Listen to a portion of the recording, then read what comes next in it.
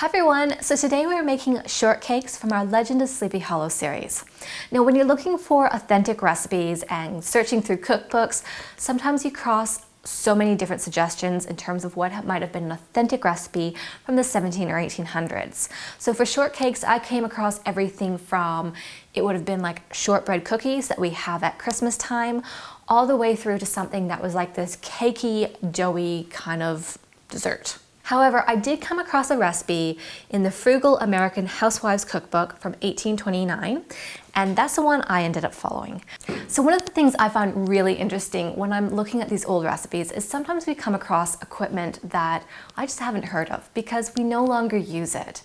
So in this case, I heard of a spider. So they say for the shortcake to be baked in a spider, over fire or hot coals.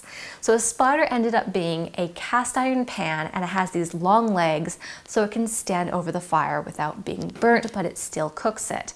Because of course in the 1700s, they were still using an open hearth as their kitchen. Now of course our kitchens have completely evolved, and having an open fire to cook my shortcakes was a little bit of a stretch. So I decided to grab a cast iron pan, give that an oil, and bake my shortcakes in that.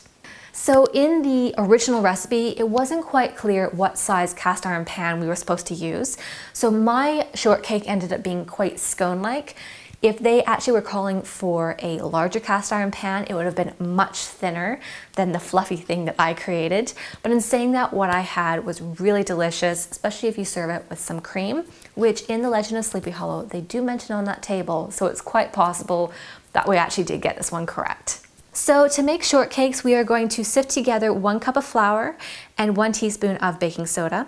Then we're going to stir and rub together 2 tablespoons of buttermilk, 2 tablespoons of cream, and 1 tablespoon of butter that I have at room temperature. And you're going to pop that in a preheated oven at 160 degrees Celsius for about 20 minutes. So I hope you guys are ready for more Sleepy Hollow recipes, because next I'm going to touch on the history of the apple as well as the history of pumpkin pie. So with that, I will see you guys in the next video.